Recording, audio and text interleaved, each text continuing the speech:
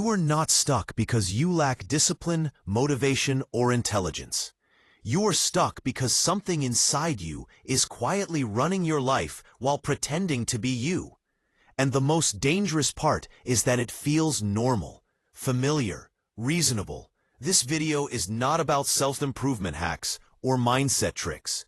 It is about the invisible mistakes that keep intelligent, self-aware people trapped in cycles they cannot explain.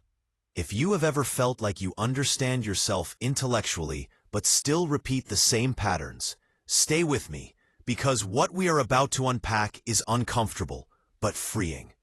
Most people believe the problem is external. They think they need better habits, better confidence, better circumstances. But the real issue begins much earlier, in childhood, when you learn how to survive emotionally. Slowly, without realizing it. You build an identity that is not based on truth, but on protection. This identity learns what is acceptable, what is rewarded, and what must be hidden. Over time, this protective structure takes control. You begin to confuse it with who you are. This is where the first mistake happens. Mistaking the survival self for the real self. This inner manager is efficient, clever, and deeply afraid. It wants certainty, approval, and control. It tells you that being productive means being valuable, that being calm means suppressing emotion, that being strong means never asking for help. And because it helped you survive early rejection or confusion, you trust it. But what once protected you now limits you. You may appear functional, successful, even confident, yet inside there is constant tension, comparison, and exhaustion. Not because you are broken, but because you are living from a role instead of a center. One of the biggest mistakes people make is believing that discomfort is a sign of failure. In reality, discomfort is often a signal that you are approaching something true. When you feel anxiety before change, your first instinct is to retreat, rationalize, or distract yourself. That is not intuition. That is the protective identity panicking. It would rather keep you unhappy but familiar than uncertain and evolving. This is why people sabotage opportunities, delay decisions, or stay in relationships they have outgrown. Not because they want to suffer, but because their inner structure fears the unknown more than pain. Another mistake is believing that awareness alone is enough. You can read, watch, analyze, and understand endlessly, yet nothing changes. Why? Because understanding does not automatically dissolve identity. Insight without confrontation becomes another mask.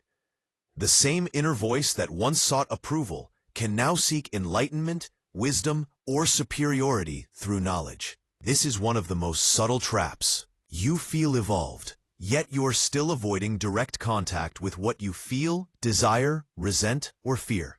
What is pushed away does not disappear, it waits.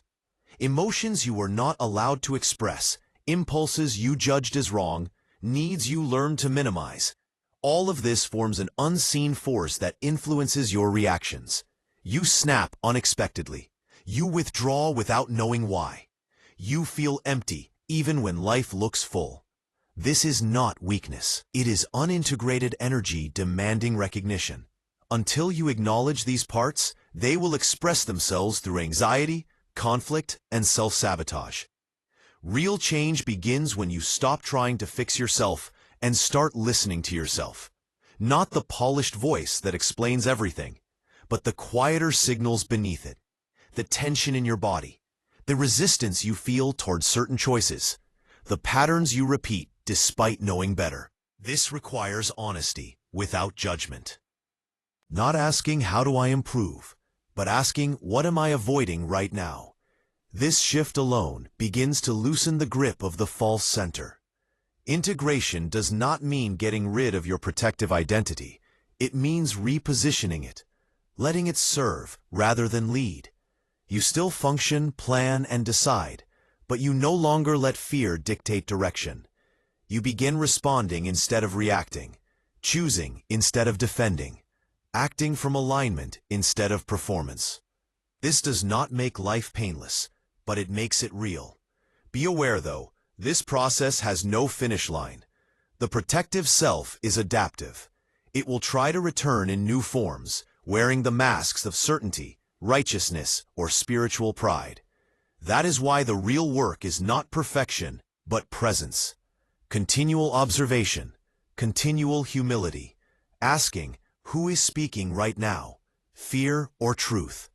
If something in this video unsettled you, that is not a problem. That is the invitation. Growth does not begin with comfort.